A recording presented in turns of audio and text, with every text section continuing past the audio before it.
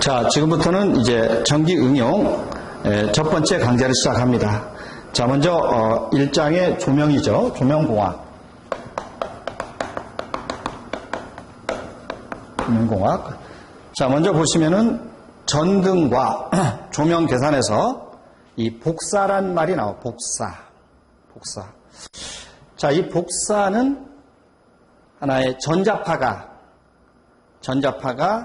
전달되는 에너지다. 그래서 복사는 전자파가 전달되는 에너지다.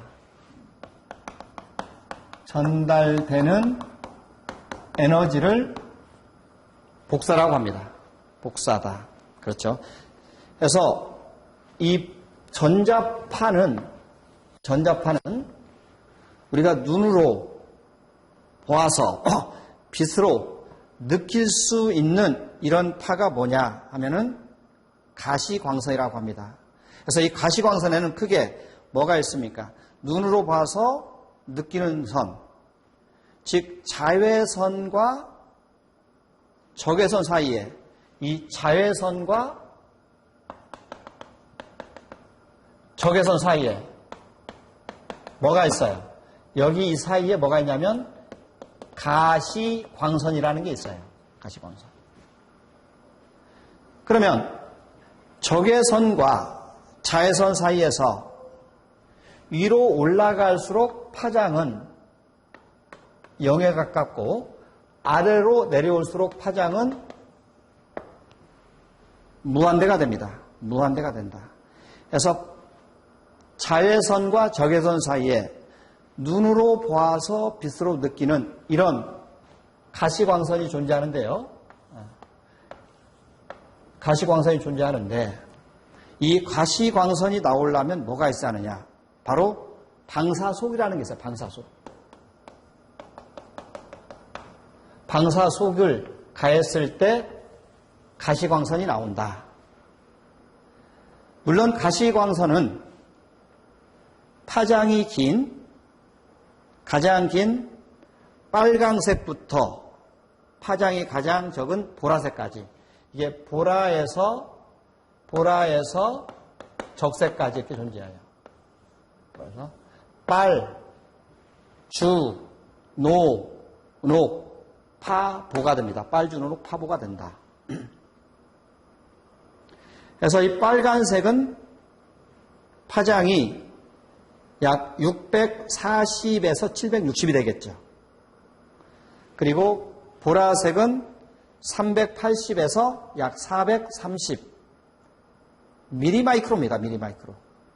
그래서 여기에 가시광선의 파장의 범위를 물어보면 380에서 760 미리마이크로의 파장이 존재하게 됩니다.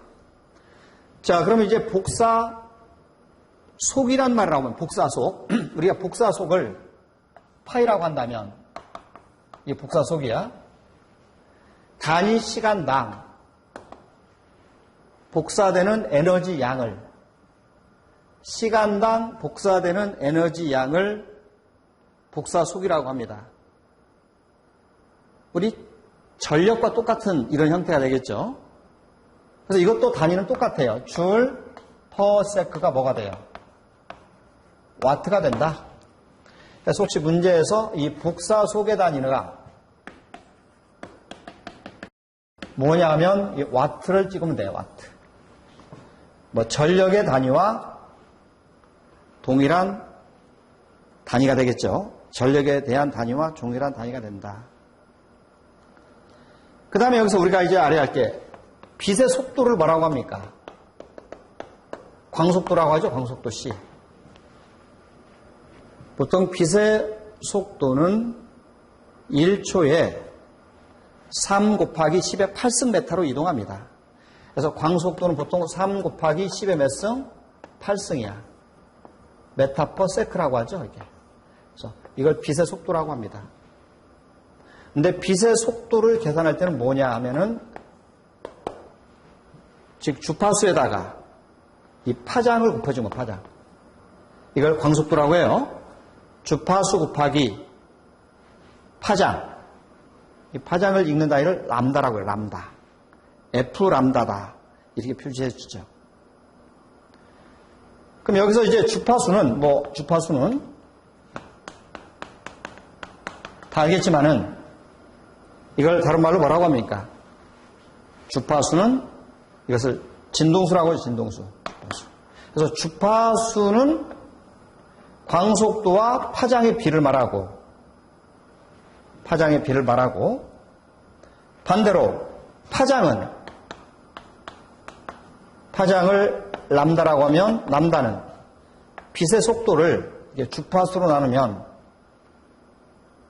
파장을 구할 수가 있겠죠. 자, 우리가 보통 주파수를 이렇게 표기합니다. 주파수는 이렇게 표기하면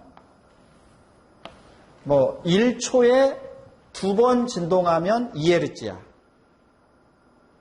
1초에 1번 진동하면 1Hz야. 그렇죠? 그러면 여기서 파장은 뭐냐? 파장은 진폭이야, 진폭. 여기서까지 한 파장을 람다라고 해요, 람다. 그리고 이때 한 번 진동하는 데 걸리는 시간은 또 주기라고 하고, 주기라고 하고요. 그렇죠? 네. 그래서 이 파장은 다른 말로 이걸 뭐라고 한다? 진폭이다, 진폭. 진폭을 파장이라고 해요. 파장이다.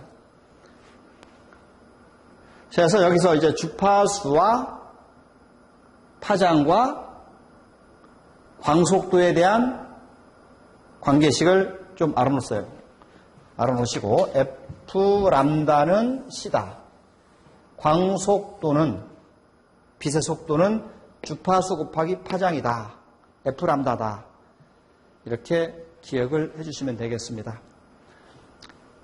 자, 우리 교재에 보면은 전자파가 나오죠. 전자파는 어떤 방사속을 가했을 때 파장 범위에 따라서 분포되어 있는 하나의 빛의 분포도인데요. 우리가 여기서 공부해야 할 것은 이거죠. 자외선과 적외선 사이에 어떤 빛을 눈으로 봐서 빛으로 느낄 수 있는 광선, 이런 광선, 가시광선에 대한 내용만 가지고 공부를 하게 됩니다. 그래서 가시광선은 사람의 눈으로 감강할 수 있는 파장의 범위를 가진 빛을 말한다. 이렇게 나와 있습니다. 그래서 여기 범위가 보라색부터 빨강색까지 나와 있죠. 자, 여기에서 우리가 알아야 할 내용은 시험에는 이런 게 나와요. 시감도가 나와요. 시감도.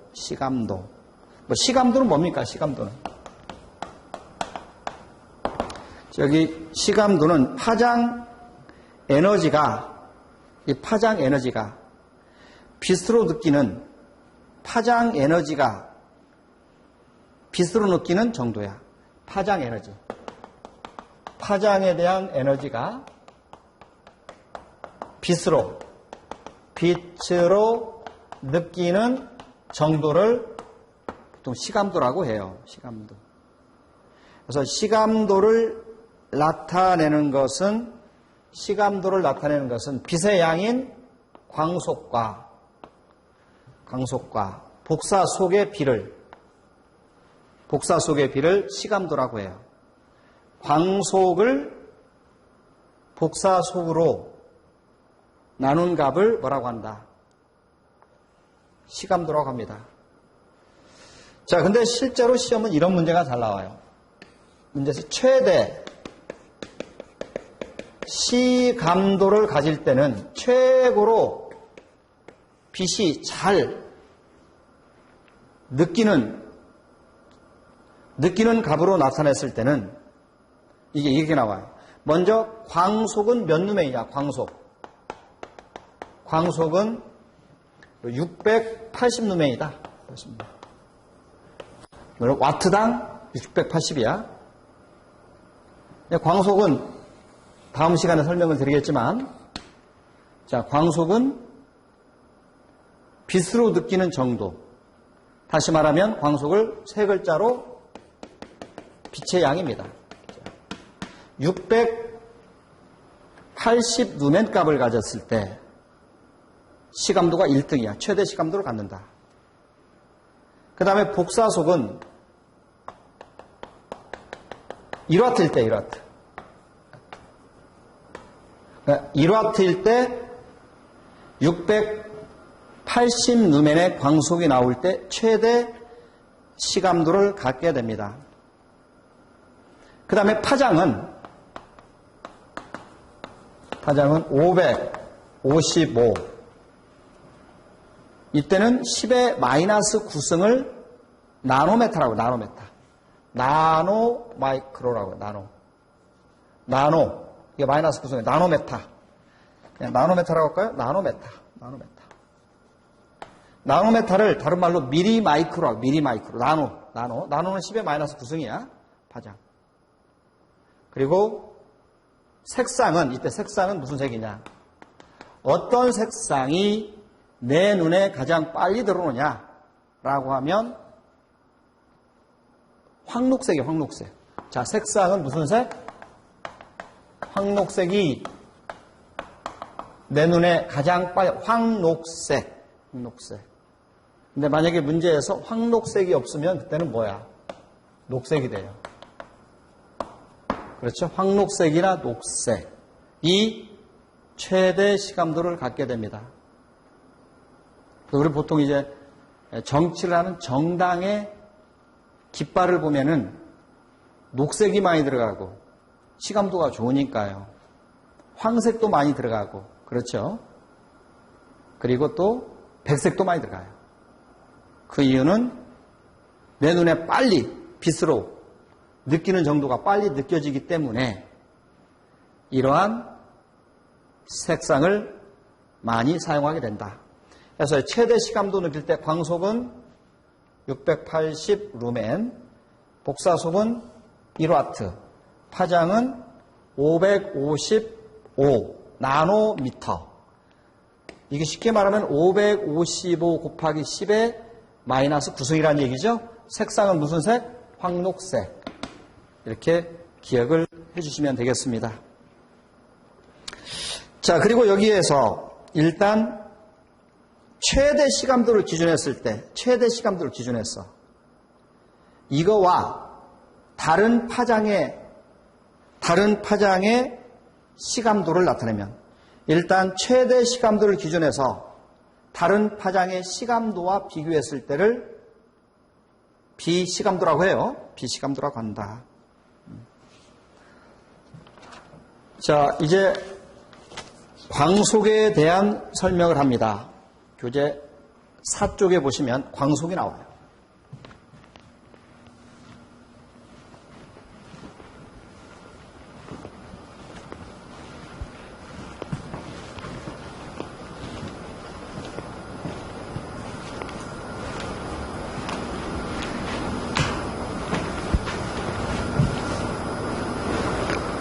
자, 광속.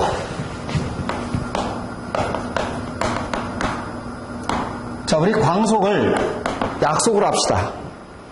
광속에 대한 기호를 F라고 하자, F. 그리고 단위는 LM. 이걸 루멘이라고 해요, 루멘. 자, 광속의 기호를 F. 그리고 단위는 루멘이라고 해요. 그래서 이걸 정확한 광속의 정의는 복사속을 눈으로 보아서 빛으로 느끼는 정도라고 하는데요. 그냥 우리는 쉽게 말하면 광원에서 얼마만큼의 빛의 양이 많이 나오느냐, 이걸 빛의 양이라고 합니다. 빛의 양을 광속이라고 정의를 합니다. 빛의 양. 복사 에너지를 눈으로 보아서 빛으로 느끼는 정도. 그냥 빛의 양이야, 빛의 양.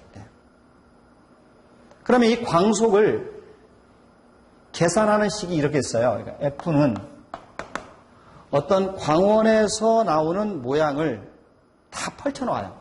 이 펼쳐놓은 면적 S라고 합니다. 광원의 모양을 다 펼쳐놔요. 이런 면적을 보통 배광곡선의 면적이라고, 배광곡선의 면적. 이거에 R분의 2파이를 곱해주는 거예요.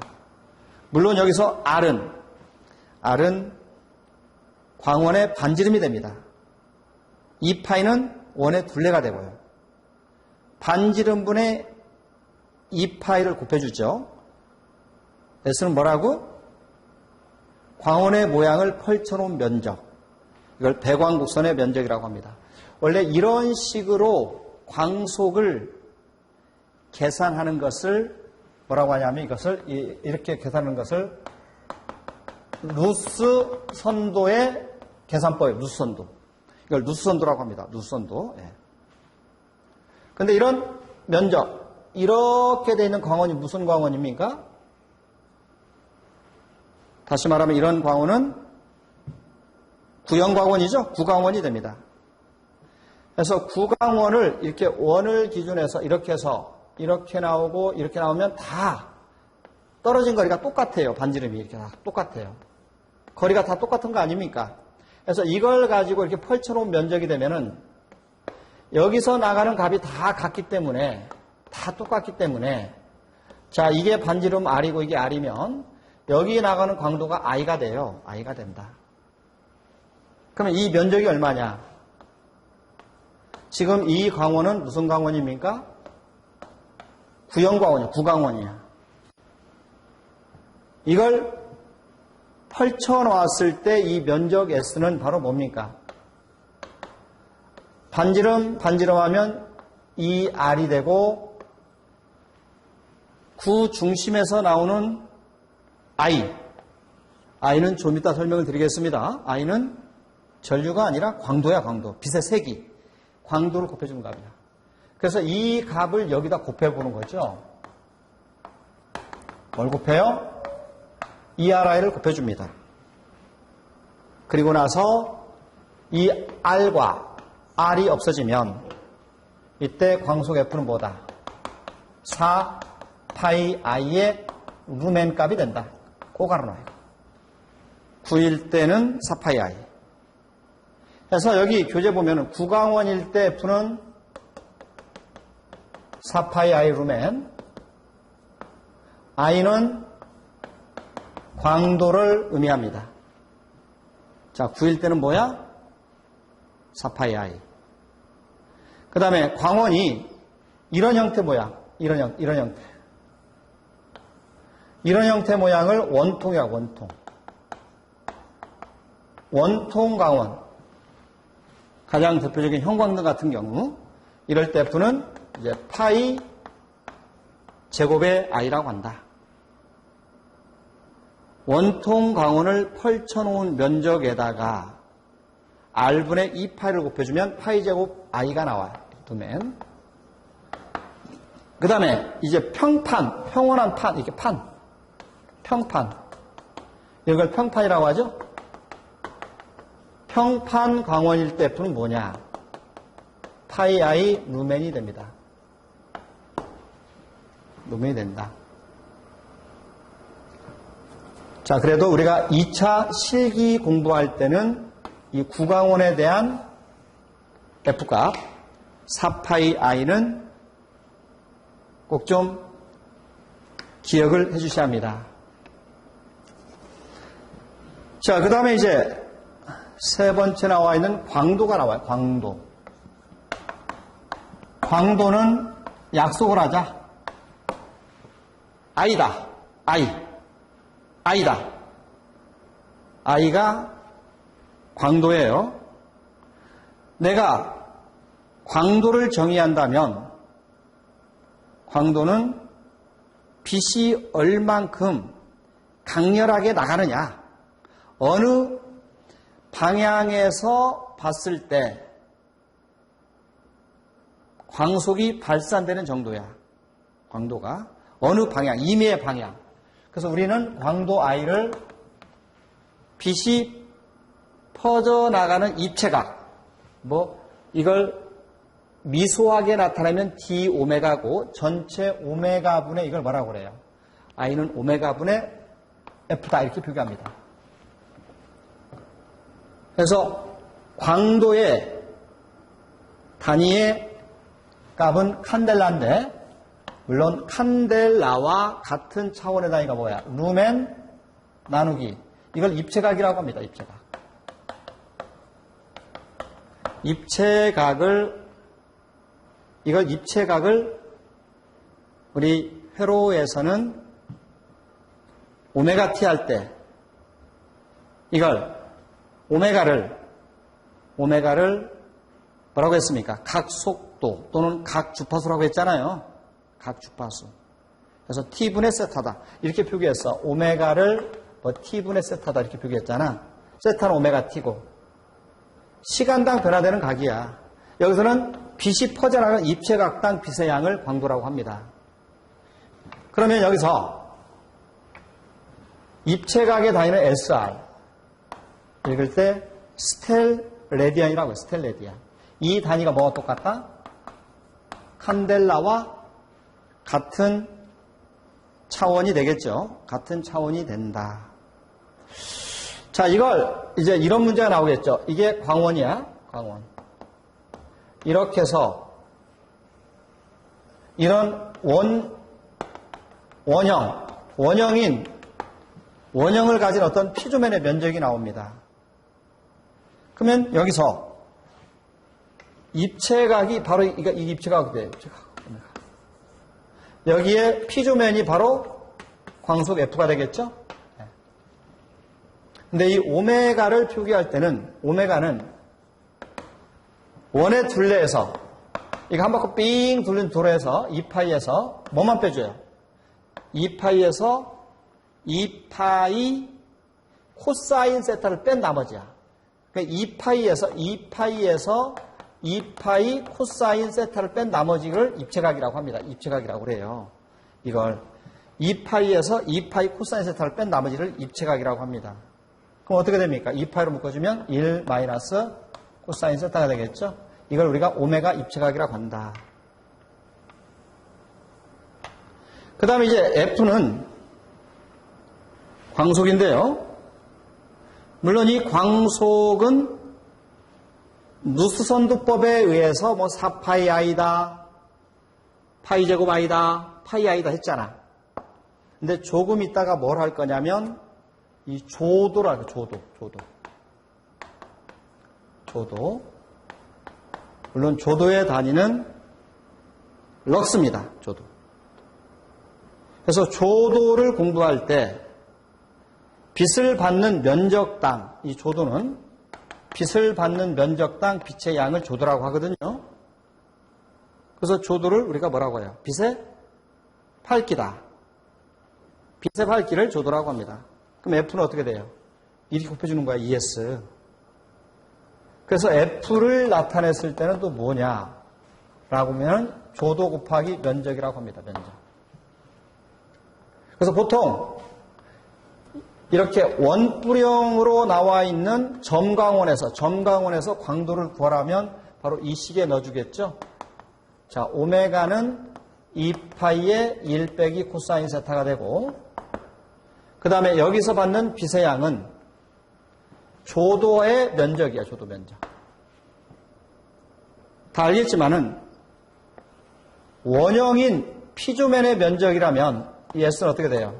반지름이 R이면 면적은 파이 R제곱이 됩니다. 이놈을 1이 넣어주면 돼요. 파이 R제곱. 파이 R제곱입니다. 그리고 코사인 세타는 이거죠. 이게 높이가 되고 반지름 R이 되면 이건 뭐가 됩니까? 빗변이 되는 거 아니야? 빗변. 그렇죠. 이게 세타야. 그 코사인 세타는 이렇게 코사인 세타가 돼요.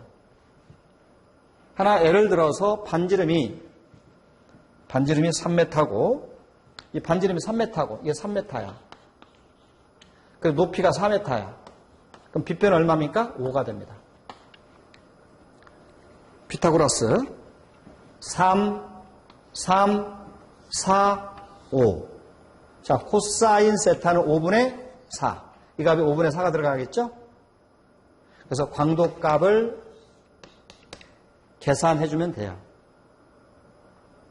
자, 이렇게 해서 기출문제 보면은 이런 문제가 두 가지 형태가 있어요. 숫자만 바뀌어서 2250 칸델라, 또 하나는 1125 칸델라, 이런 두 문제가 있습니다. 광도에 대한 문제. 자, 광도의 정의는 뭐라고요? 광원에서 나오는 빛의 세기야. 그래서 우리 네 글자로 빛의 세기를 광도라고 한다. 그리고 단위는 칸델라다. 칸델라라고 정의를 내릴 수가 있어요. 그래서 발산 발산되는 광속에 입체각당 빛의 밀도를 뭐라고 합니까? 광도라고 합니다.